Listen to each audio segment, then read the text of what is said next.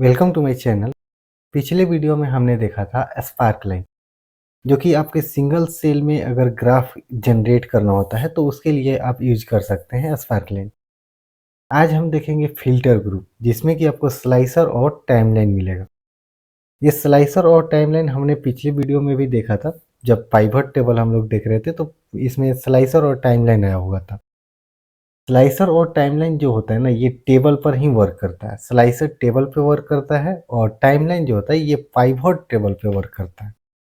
दोनों ऑप्शन को हमने पूरा डिटेल्स में देखा था। अगर वो आप नहीं देखे हैं तो ऊपर आई बटन पर लिंक आएगा, वहाँ से आप देख सकते हैं, या फिर अगर प्ले लिस्ट में विजिट करते हैं तो वहाँ से स्लाइसर और टाइमलाइन के साथ मैंने पाइवट टेबल बनाया था, वो आप देख सकते हैं। अगर हम यहाँ पर सिंपल टेबल पर वर्क करेंगे टाइमलाइन और स्लाइसर का, तो टाइमलाइन का तो यूज नहीं हो पाएगा, क्योंकि ये जब भी यूज होता है ये आपका कनेक्शन, मतलब कि ये पाइवट टेबल पर यूज होगा। लेकिन स्लाइसर का यूज आप कर सकते हैं। स्लाइसर का यूज किसी भी नॉर्मल टेबल पर होता है। दो तरह का होता है, एक टेबल होता है और एक रेंज होता है। तो रेंज पर ये वर्क नहीं करेगा, ये टेबल पर वर्क करेगा। पता कैसे चलेगा कि कौन सा रेंज है और कौन सा टेबल है? देखिए, अगर हम इस डेटा के अंदर कर्सर क्लिक करते हैं तो अगर ये टेबल होगा तो ऊपर टेबल टूल ओपन हो जाएगा। अभी हमारे पास कोई भी टेबल टूल नहीं दिखाई दे रहा है। अभी इसका स्टाइल तो है टेबल जैसा, लेकिन ये टेबल नहीं है, ये एक रेंज है। कैसे पता चल रहा है? देखिए, यहाँ पर जब हमने क्लिक किया या कुछ सिलेक्शन किया तो यहाँ लास्ट में हेल्प दिखाई दे रहा है। अगर ये टेबल होता ना तो यहाँ पर डिजाइन या फॉर्मेट करके कुछ ऐसा ऑप्शन आ जाता। तो टेबल कन्वर्ट करने के लिए क्या करना होगा कि पहले तो हमें इसके अंदर कर्सर को प्लेस कर देना है और यहाँ से इंसर्ट में जाना है, और इंसर्ट में जाने के बाद यहाँ पर आपको ऑप्शन दिखाई देगा टेबल्स के अंदर टेबल ऑप्शन, इसको एक बार क्लिक करना है। अब यहाँ पर ये आपको डायलॉग बॉक्स मिलेगा, क्रिएट टेबल, और यहाँ पर आपका पहला जो बॉक्स है ये टेबल का रेंज दिखाई देता है। अगर हम इसमें देखेंगे तो आपका एक मूविंग लाइन द्वारा पूरे डेटा को सिलेक्ट कर लिया गया है ऑटोमेटिक।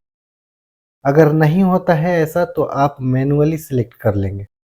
और इसके जस्ट नीचे एक चेकबॉक्स है, माई टेबल हैज हेडर्स। अगर आप इस ऑप्शन को चेक नहीं लगाते हैं, ये बाय डिफ़ॉल्ट चेक लगा हुआ है, अगर आप अनचेक कर देते हैं और ओके करते हैं तो यहाँ पर क्या होगा कि आपके ये जो सिलेक्शन है ना, वो मान लेगा कि आपके सिलेक्शन में टेबल का हेडिंग नहीं है, जबकि हमारे पास हेडिंग है। हमने अनचेक कर दिया, तो अब अगर अनचेक करके ओके करेंगे ना तो यहाँ पर सबसे ऊपर में एक हेडिंग ऐड हो जाएगा। देखिए, कॉलम 1, कॉलम 2, कॉलम 3, इस तरह से बहुत सारा कॉलम ऐड हो जाएगा। बहुत सारा नहीं, जितना आपका डेटा का रेंज होगा उतने कॉलम तक ये कॉलम 1, 2, 3 इंक्रीमेंट होता जाएगा। अब इसका काम ये होता है कि आप सिंपल सा क्लिक करके आप उसके नाम को चेंज कर लीजिए। तो हमारे कंडीशन में तो हमारे पास हेडिंग था, तो उसके लिए हम क्या करेंगे? देखिए, पहले डेटा को सिलेक्ट करेंगे और कंट्रोल टी बटन भी प्रेस कर सकते हैं।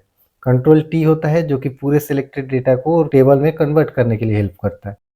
फिर से डायलॉग बॉक्स आ गया और इस चेक बॉक्स को हम चेक रखेंगे, क्योंकि हमारे सिलेक्टेड डेटा में हेडिंग भी है, और ओके कर देंगे। तो ये क्या करेगा? देखिए, यहाँ पर ड्रॉप डाउन लग गया। ये जो आपका छोटा छोटा पॉइंट दिख रहा है ना, इसको ड्रॉप डाउन बोलते हैं। इस ड्रॉप डाउन को हटाना है तो आप simply control shift L button press करके हटा सकते हैं, और control shift L button press करके आप ड्रॉप डाउन को वापस भी ला सकते हैं। उसके बाद हम अगर डेटा को क्लिक करते हैं ना, किसी भी डेटा को, तो सबसे ऊपर में देखिए हेल्प के बाद अब आपको दिखाई देगा डिजाइन टैब। यही सारा ऑप्शन आपका जो पाइवट टेबल था ना उसमें भी दिखाई दे रहा था, और डिजाइन टैब में ही अगर हम देखेंगे तो स्लाइसर भी दिखाई देगा। स्लाइसर को क्लिक करेंगे तो ये सारा ऑप्शन देगा, जो भी आपके पास हेडिंग था उस हेडिंग का लिस्ट मिल जाएगा। अब हमने यहाँ पर रीजन को सिलेक्ट किया और ओके कर दिया। तो इसका काम ये होता है ना कि जिस रीजन पर क्लिक करेंगे उस रीजन का सारा डेटा दिखाई देगा। ठीक है, जैसे ईस्ट को क्लिक किए तो सिर्फ ईस्ट का डेटा दिखाई दे रहा है और टोटल दिखाई दे रहा है, कोई कॉलम हाइड नहीं हुआ है। पाइवट टेबल जो होता है वो काफ़ी फ्लेक्सिबल होता है, हम उसमें कॉलम को भी हाइड और शो करा सकते हैं, लेकिन इसमें हम सिलेक्टेड डेटा का कॉलम हाइड और शो नहीं करा सकते, रो को ही शो और हाइड कर सकते हैं। अब जैसे हमने ईस्ट पर क्लिक किया तो ईस्ट का डेटा दिखाई दे रहा है, और अगर हम लेफ्ट साइड में यहाँ पर देखें तो यहाँ पर क्या लिखा हुआ है? 1, और यहाँ पर 2 और 3 नहीं दिखाई दे रहा है। इसका मतलब हुआ कि 2 और 3 जो है ना वो ईस्ट का डेटा नहीं है, ठीक है? तो ये रो को हाइड कर देता है। अब नॉर्थ पर क्लिक करेंगे तो यहाँ नॉर्थ का डेटा दिखाई देगा। तो ये काफ़ी यूज़फुल ऑप्शन है जिससे कि हम एक क्लिक पर डेटा को फ़िल्टर कर सकते हैं। और इसका एक अल्टरनेटिव ऑप्शन ये भी होता है ना कि आप इसको डिलीट कर दीजिए और इसके बाद हम यहाँ से रीजन में जाएँगे और यहाँ से अनटिक कर देंगे। जिसको भी नहीं देखना है ना उसको यहाँ से पहले तो सिलेक्ट ऑल को क्लिक करेंगे तो जितना भी सिलेक्टेड डेटा था सारा सिलेक्टेड था पहले, तो ये सारा डिसेलेक्ट हो जाएगा। और ईस्ट को देखना है तो ईस्ट को चेक लगा देंगे और ओके कर देंगे, तो सिर्फ़ ईस्ट का ही डेटा आपको अब दिखाई देगा। तो इस तरह से भी आप फ़िल्टर कर सकते हैं। अब यहाँ से अगर हम डेटा को सिलेक्ट करके डिज़ाइन टैब में जाते हैं, ठीक है? तो डिज़ाइन टैब में आपको यहाँ पर सबसे ऊपर ऑप्शन दिखाई देगा, header row, total row, banded, first column, last column, ये सारा ऑप्शन हमने पाइवट टेबल में देखा हुआ था। एक ऑप्शन यहाँ पर दिखाई देता है फ़िल्टर बटन।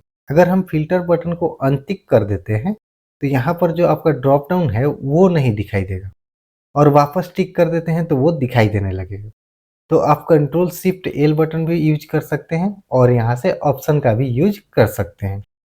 तो इसको हम क्या करते हैं कि रीजन सारा दिखाई देने लगा और इसके स्टाइल को अगर चेंज करना होगा तो यहाँ टेबल स्टाइल दिखाई देगा दाहिने साइड में। आप इसमें से कोई भी एक टेबल स्टाइल सिलेक्ट कर सकते हैं।